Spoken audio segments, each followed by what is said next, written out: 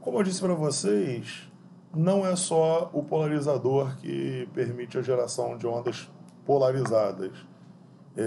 Existe uma polarização que acontece espontaneamente com a reflexão da luz do Sol, por exemplo, no chão.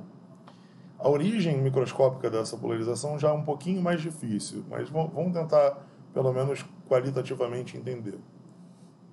A ideia básica é a seguinte: quando você tem uma luz não polarizada, você tem campos elétricos chegando em todas as direções no ponto em que o raio atinge a superfície do material. Quando o campo elétrico atinge a superfície do material, ele excita dipolos elétricos aqui. A gente já viu que isso é um fato. Esses dipolos elétricos são responsáveis por duas tarefas distintas. Uma é gerar ondas refratadas dentro do material e a outra é gerar ondas refletidas para fora do material. Mas um dipolo, a gente já viu isso, só é capaz de gerar ondas na direção perpendicular ao seu vetor de dipolo, né? Seu dipolo elétrico. Então, você tem vetor de Poynting, por exemplo, nessa direção, tem propagação nessa direção, mas aqui em cima o vetor de Poynting se anula. De modo que o mesmo eixo, o mesmo dipolo, às vezes não consegue gerar nas duas direções ondas, tá? E isso acaba resultando no fato de que existem duas classes de dipolos que podem participar aqui. Um dipolo gera ondas refletidas e refratadas, mas outro dipolo só gera ondas refratadas. E essas classes estão associadas às direções dos dipolos. Vamos ver isso com um pouco mais de clareza, fazendo aqui um desenho tridimensional do dipolo. Não sei se está muito claro, mas aqui eu estou com um dipolo que está no plano da superfície, tá? Então esse dipolo foi gerado no material pelas ondas elétricas que estão chegando aqui. A onda elétrica pode chegar apontando em qualquer direção, em particular quando ela estiver paralela ao plano, ela vai bater aqui e vai gerar um dipolo paralelo ao plano. Esse dipolo paralelo ao plano não tem problema, porque ele gera ondas eletromagnéticas sempre nessa direção aqui do equador dela, né? Ela não vai gerar onda eletromagnética nenhuma nessa direção. A gente já viu que S igual a zero, né, nessa direção. Mas não tem problema, porque essa direção que eu desenhei aqui é a direção na qual eu tenho ondas refratadas e ondas refletidas. De modo que esse dipolo consegue gerar os dois e de fato, a parte da luz que está polarizada paralela ao plano, tanto refrata quanto reflete. Aqui está mostrada a reflexão com um vetor paralelo ao plano. E a refratada tem paralelo, mas também tem perpendicular. Vamos ver o que acontece no caso perpendicular. Então, isso tudo foi gerado por luz que estava paralela ao plano. Quando a luz entra, nessa direção em ângulo, né, em geral, ela gera dipolos que estão em si também em ângulo aqui. Esse dipolo, ele gera radiação aqui, mais uma vez, nessa direção aqui do equador dele, né? Então ele pode gerar essa radiação que é a refratada. Então, de fato, ele gera a radiação na refratada e aqui está a polarização da direção da radiação refratada dele, né? O campo elétrico aponta na mesma direção do dipolo aqui. Já na direção ao longo do eixo do dipolo, o campo elétrico é zero, não tem geração nenhuma de onda, né? O campo elétrico de onda é zero. Só tem campos elétricos localizados. De modo que esse dipolo não participa da reflexão.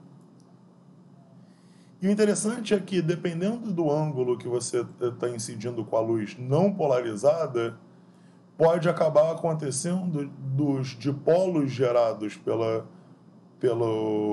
componente transversal serem perfeitamente alinhados com a direção da luz refletida, de forma que eles não participam nem um pouco da luz refletida.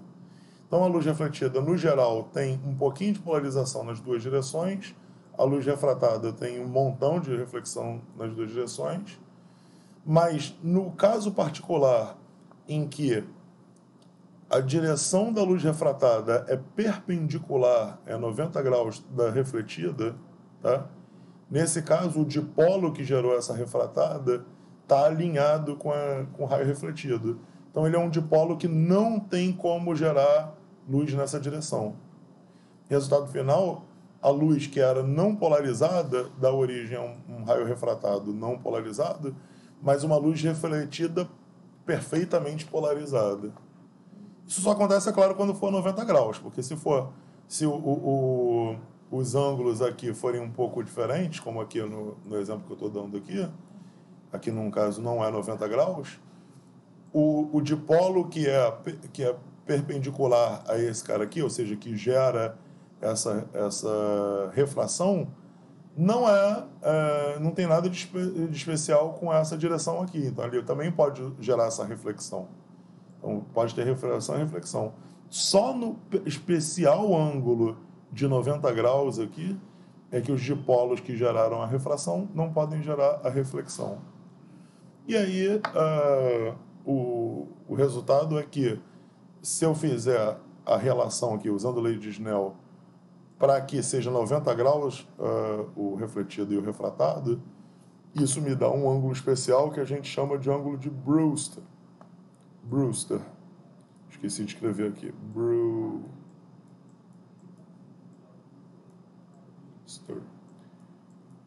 Ou ângulo de polarização.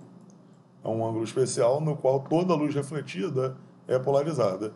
Sempre a luz refletida ganha um pouco de polarização paralela, né? E perde um pouco de polarização transversal. Quase não tem polarização nessa direção que eu desenhei. Só tem nessa direção aqui, representada pela bolinha amarela, essa direção saindo do plano da folha. Então, a regra é que é ângulo de Brewster, tá? Que é esse ângulo crítico aqui, mais ângulo θr. Repara que ângulo de Brewster mais ângulo θr, aqui são 90 graus. Se tudo isso faz 180 graus, significa que θr mais θ Brewster somam 90 graus. Então, a condição é que θ Brewster mais θr sejam 90 graus. Mas θ Brewster e θr são relacionados pela lei de Snell, né? N1 sendo θ1 igual a N2 sendo θ2.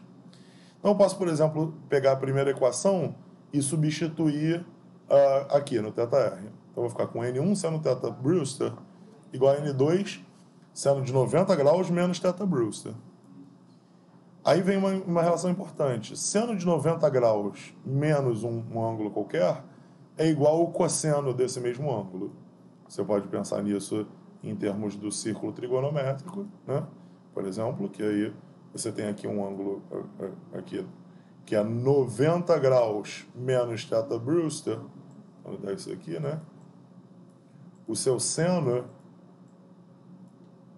é igual ao cosseno se eu repetir esse mesmo desenho, só que ao invés de eu fazer θ Brewster com esse cara aqui, eu fizer θ Brewster com esse cara aqui. Vou repetir o mesmo desenho. E aí essa altura aqui, na verdade, vai ser essa base aqui. Então, é o cosseno do ângulo. O seno de 90 menos o ângulo é o cosseno do mesmo ângulo. Ou simplesmente usar propriedades da soma do seno da soma de ângulos. Seno de 90 menos θ Brewster é seno 90 vezes cosseno θ Brewster menos cosseno θ Brewster seno 90. Acho que eu repeti a mesma coisa duas vezes. Mas vocês entenderam. Resultado final. Então, agora a gente tem uma relação que N1 seno θ Brewster é igual a N2 cosseno de θ Brewster.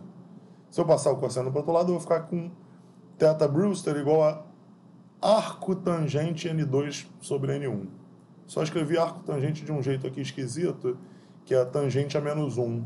Tangente a menos 1 não quer dizer que eu vou inverter, não, que eu vou fazer 1 sobre tangente. Então, quando eu boto menos 1 aqui, significa só que é a operação inversa, é a operação arco-tangente. Então, ângulo de Brewster é o arco tangente N2 sobre N1.